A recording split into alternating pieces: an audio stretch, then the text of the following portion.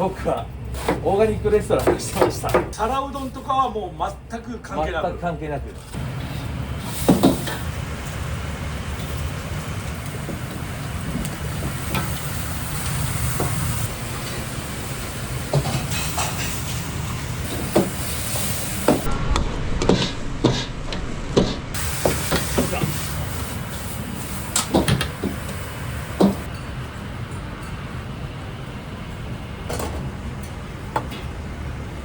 でこう頬張って食べてる姿見るとよっしゃっていう感じにうまく焼けてるなってもっと美味しくなるよ、まだまだ。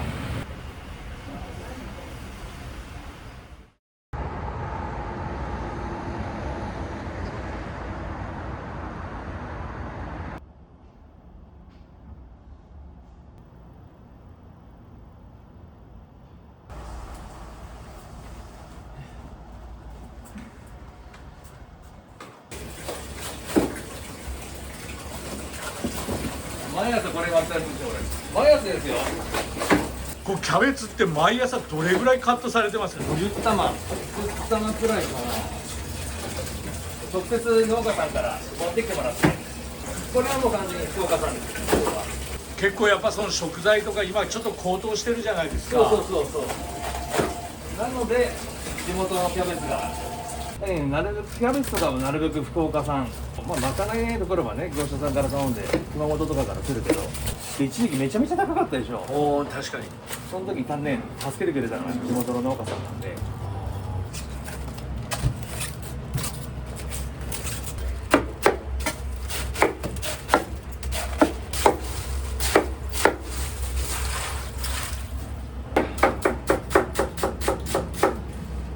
大将はもともともう福岡ご出身なんですか。僕もともとでも地元の千葉というか福岡の人間ではありますが、もともと千葉にいたんですよ。千葉からこっちに来られたんですか。そうですね。なんかその理由はあるんですか。55なので、ほらお墓の問題だとか仏壇実家の問題とかも家族の話が出てくるでしょ。で僕は家を継がなきゃいけなくて、子供の頃から継ぐのは当たり前と思ってるから何の問題もないんですけど、福岡には戻ってこないかなとは思ったんですよね。それがおいくつの時ですか。5年前50。その千葉にいらっしゃる時は何をされてたんですか。僕はオーガニックレストランをしてました。皿うどんとかはもう全く関係なく。全く関係なく。千葉の市川ってとこなんですけど、まだそこで農家さんたちがいっぱいいて、そこで仲間もできて、そこで無農薬とかでやってる仲間とかもいっぱいいたんで。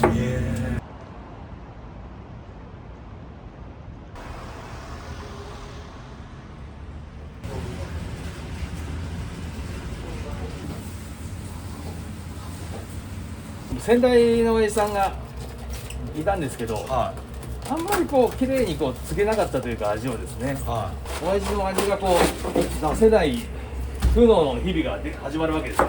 もともと人気店だったんで、それから常連さんもいっぱいいたし、腹うどん作るって意外と最初思ったイメージより難しくて、麺を作って麺を茹でて、それを寝かして焼いたのまた寝かして、それを煮て、それを蒸してみたいないろいろあるんですよ。その作業一個一個をちゃんとしていかないと最終的にそのゴールに美味しいゴールにたどり着かないですね。それ知らなくて、なんでこれがこうならないんだ。油で焼いてる温度が違うんだ、油の量が違うんだ、ここの温度まで上げなきゃいけないんだとか、でその上げた後に蒸らさないといけないんだっていうのが日々少しずつ何年もかけて分かってくるわけです。誰かに教授いただいたわけじゃないんですか。教えてくれよマジで。誰も教えてくれない。教えてくれない。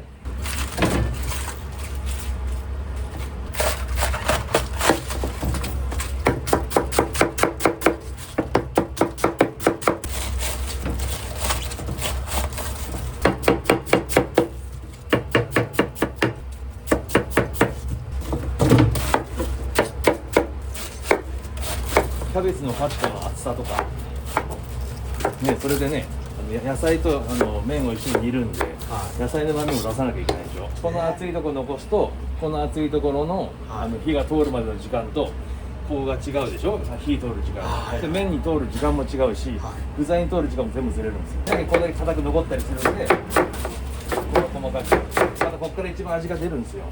そうなんですね。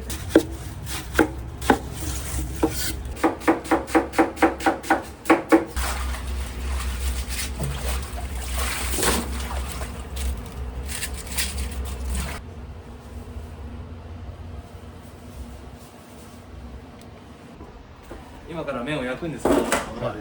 あ、そうですね。教えると届かない領域もあるでしょ。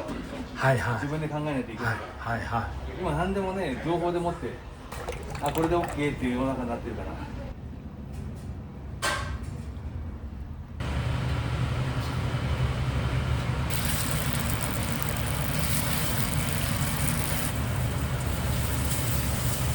最初習った時はこのままひっくり返したんですけど、それじゃダメなんですよ。真ん中をほぐして中の蒸気の入れ替えができるようにしないといけない。ほぐしてつい最近までだけど、自分の店でそこに製麺室があって、はいはい。そこで麺を作っとったんですよ。はい。僕も麺作るの得意なんで、いろんなね試行錯誤とかもしながらこんな感じあんな感じって作ってたけど、結局ちゃんとした製麺室じゃないってことと、季節の変わり目とかで味が出来上がってくる麺が変わってくるので、はいはい。そこ変わっちゃうと仕上げに変わってしまうので、今は業者さんにレシピを伝えて、で仕上がりを伝えて、でこの状態をちょっと、ね、よくコミュニケーション取りながらやる感じに変更してます。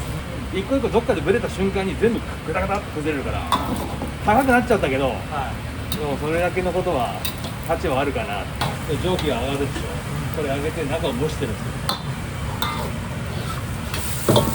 蒸気上がってるから蒸されてて、で表面のカリカリとでちょっと焼けた食感と中のふわふわが3つの味が一つ口の中で一つになるようにイメージして作ってる。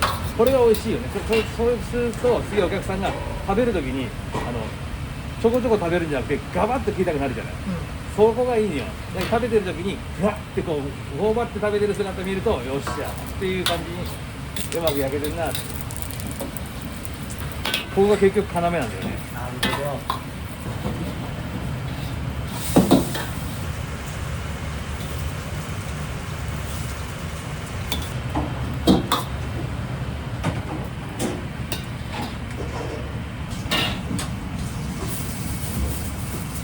これ油をしっかり切った方がね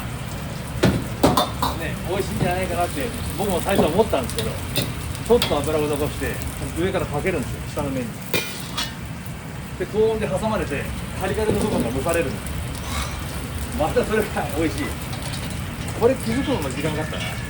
でも最初のこの先代の親父が油を一切切らずに乗っけてギャバーってダラダラにしてたんですよ。はい。でもずーっとなんでだろうと思って、で最初の頃の僕にはその方法でやると仕上がりがべちょべちょになって、そうしても油を切らないと上手に作れなかったんで、しっかり油を切り寄ったんですね。だんだん上手になっていくじゃないですか。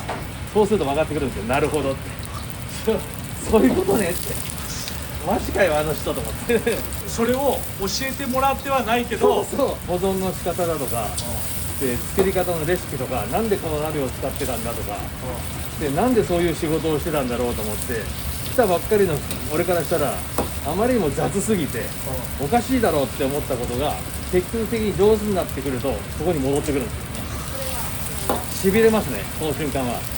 きっと味も親父さんの味に近くなってるんじゃないかとは思うな。1回だけ食べてもらったんですけど、これでいいって言ってもらいました。オープン来てくれて、おわ捕まえたと思って、でもね俺の作業全部見てくださいって言って一から作って、で説明しながら作ってって間違ってる言ってくださいねってで横で見てもらって、こういうつもりでこうやってます、こういうつもりでこうやってます、こういうつもりでこうやってますって横でうなずいてもらえてて、そしてあれだな、途中で火が弱いって言われて、おおそこかそれでも気がつくんだ。そこかそっちかって火を強めた時に結果も全部変わるんで、これ強くしたことによってこうなっていくでしょ。でそうならないようにまた違う工夫を入れていかなきゃいけないじゃないですか。結局4年くらいかかって、これでいこう、これは美味しいぞでお客さんの顔見れて、お客さんも美味しいと思ってる、また来てる、帰っていく時にありがとうございましたって言ったらこっち見てニコッとしてくれる、その繰り返しですね。4年目くらいでやっとですよね。じゃあつい最近では、そうつい最近だけどもっと美味しくなるよ、これもっと美味しくなる、これからもっと美味しくなるよ、まだまだ。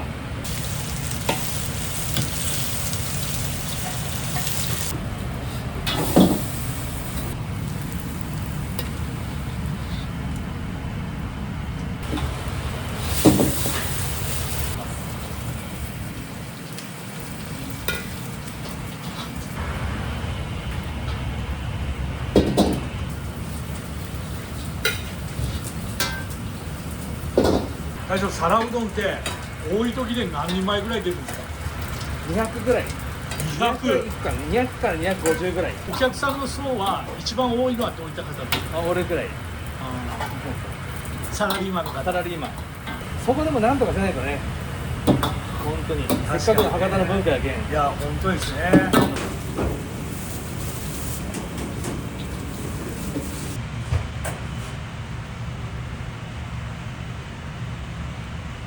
豚骨のスープなんだけど、鶏の味がどうしても必要で、鶏の骨の周りについた油とかをスープに入れ込むたい。豚骨100じゃなくて半分ぐらい鶏の香りが必要だよね。特にちゃんぽんとかもいるしね。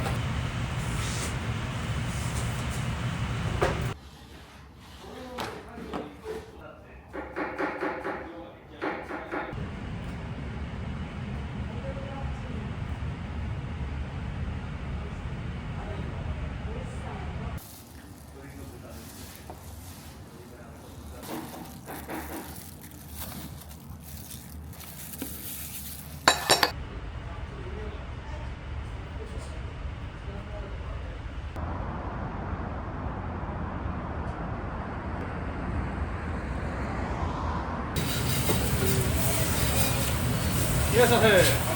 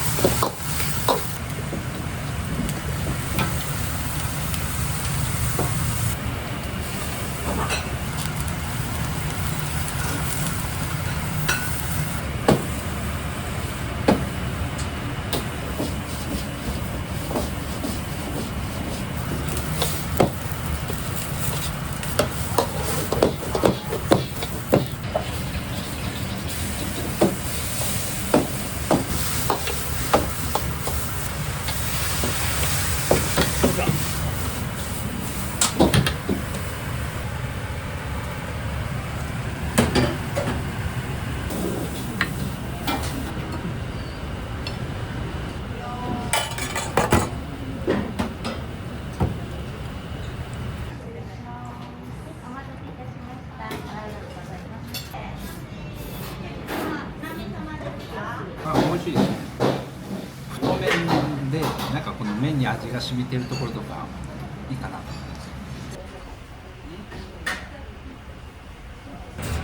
ます。お昼前ですけどめっちゃ忙しくなってきましたね。そうですね。これが続きますね。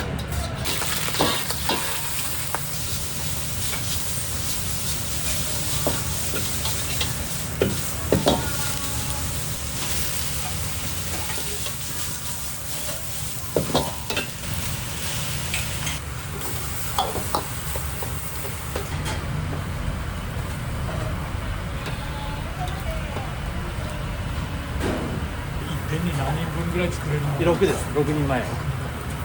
この麺もね、本当はあれ使った方が見栄えはいいんだろうけど、あれ使えるのは夕方からです。焼きたてはなじまないんですよ。そうなんですね。寝かせないから焼いてから。あのままいったらうまそうだって思うでしょ。そうはいかないんですよね。最初麺を野菜の下に入れて麺を野菜で蒸すんですよ。で麺がしっかり戻ったら次は反対ひっくり返して麺を野菜にのせて野菜のうまみをスープに落とし込むんです。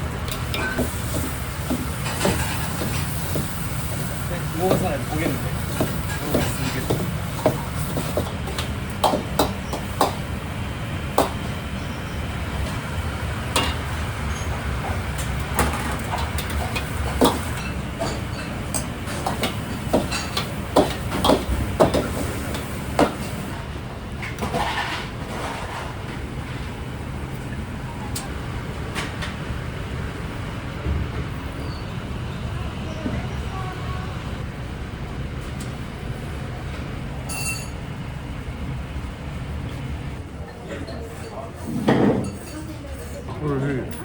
味がしっかりしとですよね。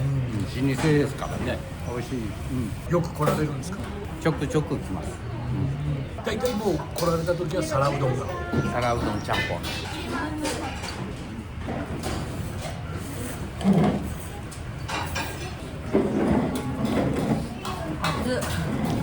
麺が違う。他のところと麺が違う。歯ごたえが違います。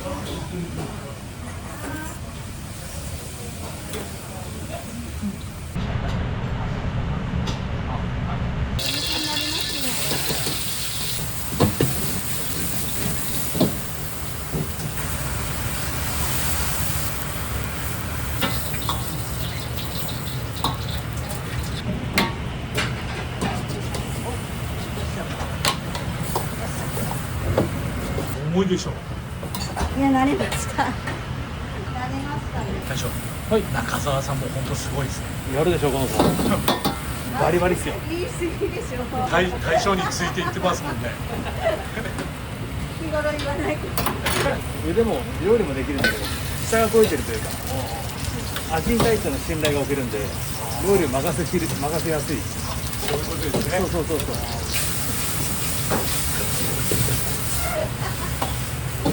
気が増えてください。お願いします。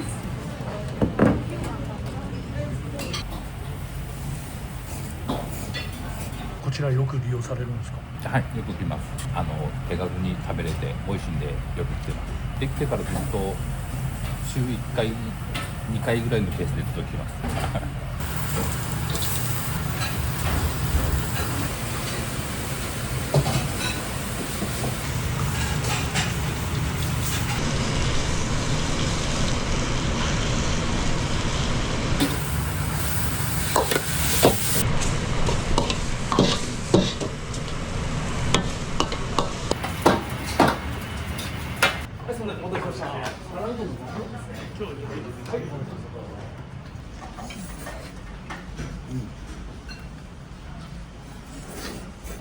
いかがですか。うまいです。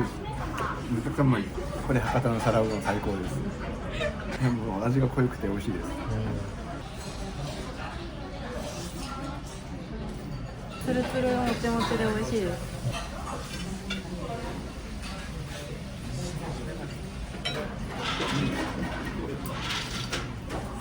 なんか太めで食べ応えがあります。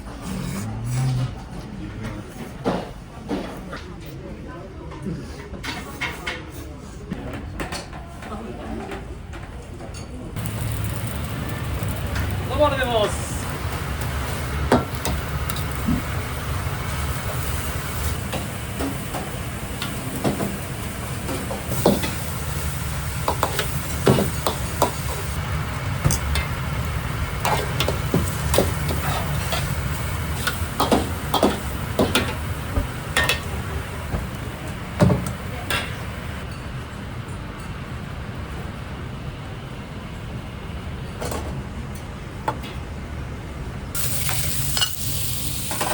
餃子お願いします。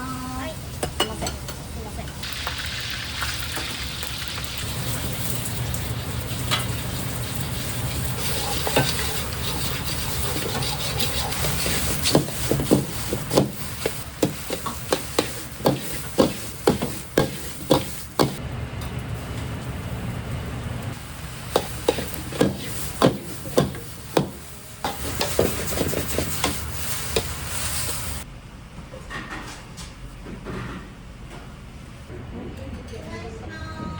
チャーハンが美味しいです。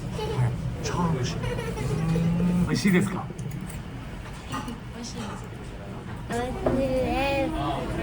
です。それは何ですか。これ、ちゃんぽん。どうですか。美味しい。もちもち。美味しそうに食べるね。なんかもちもちしてて太麺で美味しいです。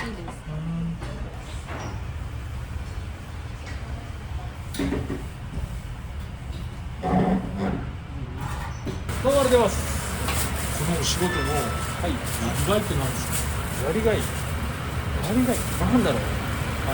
あんまり考えたことないけど、毎日、ね、より美味しく作らなきゃいけないっていう、そういう感覚があるでしょう。これ誰かに言われたわけでもないし、それが普通のことなので、その普通のことを毎日やってるだけで、やりがいというかいうよりも、こんなことはもう考えたことないですね。それが普通の話で。お店をどうしていきたいっていうのはありますか。どうしていきたい。できることなら、飛行機から外に出してみたいですよね。それにはやっぱりあと2店舗ぐらいはで作らなきゃ、仲間を増やして、うちら頑張ってんだぜっていうのを日本中にこう分かってもらいたいとか知ってもらいたい、そういったのはありますよね。ワクワクする。うん、いやまあ、それがやりがいか。本当にそういうことかな。そういうことか。